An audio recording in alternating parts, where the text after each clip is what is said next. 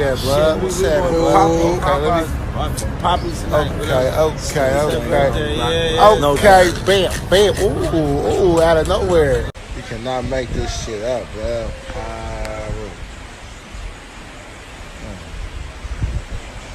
Blue. That shit go crazy, huh? What's good, y'all? What's the numbers TV? It's your boy Poe Rowe. Make sure you subscribe to the channel if you're not subscribed already, and like a video if you appreciate the content that Poe Rowe and What's the Numbers I provided. Today we back with another profile piece. This one is on Picasso 700. In this video we will take a look at his early years growing up in Indianapolis before moving to California. Then we will speak about his entry into the gang lifestyle and the different jail bids he would do, where he would discover his gift of drawing and tattooing. After that, we will highlight his release from prison, where he will become a professional tattoo artist and start hanging out with celebrities, before taking a major fall when the feds came in and charged him with being the leader of a meth and cocaine distribution ring. Picasso 700, real name Kenyatta Ray, is from Indianapolis, Indiana. Growing up in the Midwest with his mother and the rest of his family was cool, but Picasso used to love to go see his father in Inglewood, California every summer.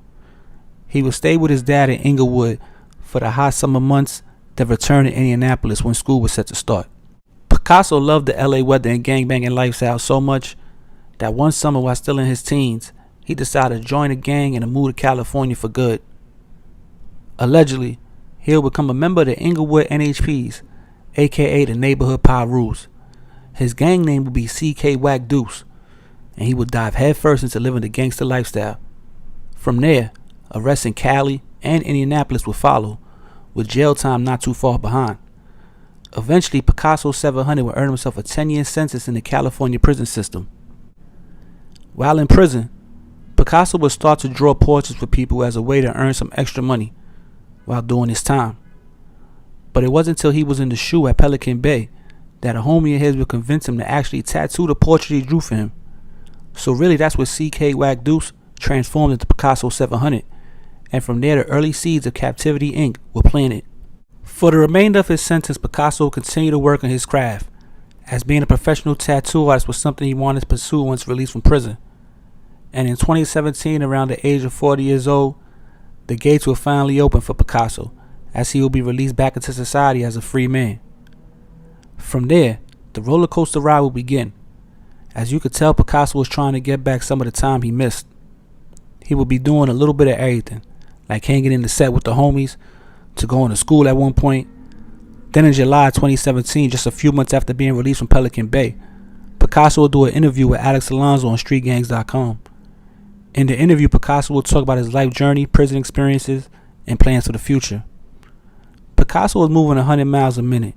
He worked out religiously to stay in good shape, which would be necessary if he was going to have the energy to accomplish everything he wanted to do. Eventually, Picasso would start traveling back and forth from California to Indianapolis, as he had family in both spots. Over time, he would start spending more and more time in Indianapolis and would start to work out of Animation Art Studio while in the city. It was at this professional tattoo shop that Picasso was able to master his skills some more, as all the new available needles and colors weren't an option in jail. Picasso 700 was starting to look like he was becoming successful.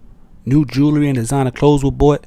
Anytime he was back in LA, he would be partying with celebrities or hanging out with rappers as part of their entourage. What are you doing, blood? That's chocolate. What? Oh damn, you tripping on that little shit, blood? You don't even be who right here, blood. You tripping on that little ass shit, blood, blood. Little dollar. Little ass dollar, blood. Mystery ass nigga, blood. Yeah, niggas ain't shopping at 7-Eleven and shit, blood. He was once again a familiar face in the set, politicking and hanging with the homies, or chilling with one of his female friends. In February 2019, Picasso 700 would get off parole and was now free to come and go as he pleased without having to check in with anyone. But unfortunately for him, that would be the same month federal agents began investigating an Indianapolis-based methamphetamine and cocaine distribution organization. Throughout the investigation, it was determined that a part-time tattoo artist named Kenyatta Ray, aka Picasso, was the leader.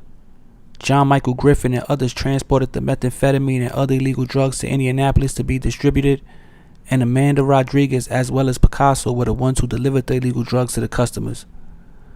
Picasso will be contacted, usually by phone, and a certain amount of methamphetamine and or other illegal drugs were requested.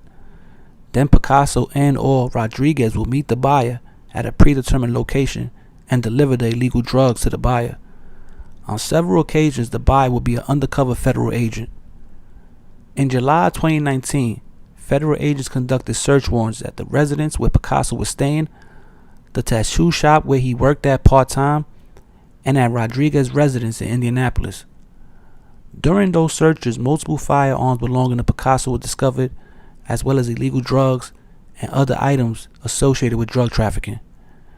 The investigation also confirmed that Picasso was laundering illegal drug proceeds by having them wired to his California-based source of drug supply.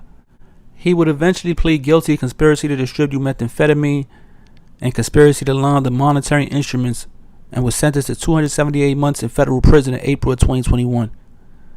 And with that, Picasso 700's dream of taking Captivity Inc. to the next level and creating generational wealth for himself and those around him has failed, at least for the moment.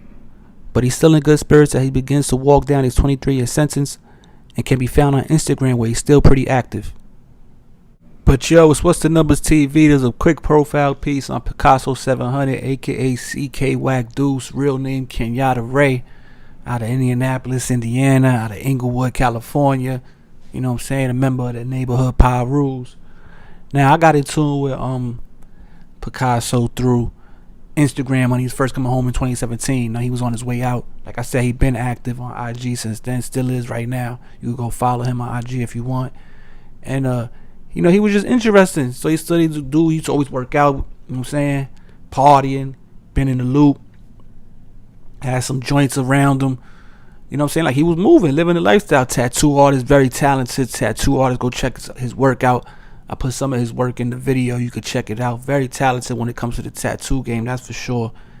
And you know what I'm saying? He was doing his thing. It looked like, you know, he did that 10 years or however long he did in jail. He did a bunch of time before that, bunch of arrests, they said. And it like when he came home, he was just trying to get right back to it. You know what I'm saying? Like, he just jumped right back into the game. It looked like he was trying to, you know, catch up for all the years that he missed out on, get back into the loop, get back into the circle where he felt he needed to be. You know what I'm saying? That he felt he probably would have been in had he not gone to jail for all those years. So that's what he was doing. But unfortunately, I guess being the tattoo artist, it was taking a little longer to really get, you know, generating some income that take him to the next level. I guess he jumped back into the streets a bit. And judging by his guilty plea, I guess, you know, what they were saying was somewhat true. And now I don't know if what they caught him with was so crazy that it called for the 23-year sentence, or, you know, in the feds, sometimes he had a bunch of arrests before that, just came off a 10-year bid. Maybe his points was that high to where he got 20-something years. Because, you know, 23 years at 40-something years old, you know, that's pretty much, you know, close to a life sentence when you think about it, man. So hopefully he gets to give some of that time back. Hopefully he stays focused and, you know, continue to hone his craft, his skills, his gift that he was blessed with, and maybe one day can get back out and, you know, pursue his dream again with the whole Captivity Inc. thing, man. Profile piece on Kenyatta Ray, real name, that's his real name, street name CK Wack Deuce, and his internet claim to fame Picasso 700, man. So this is What's the Numbers TV. It's your boy Poro.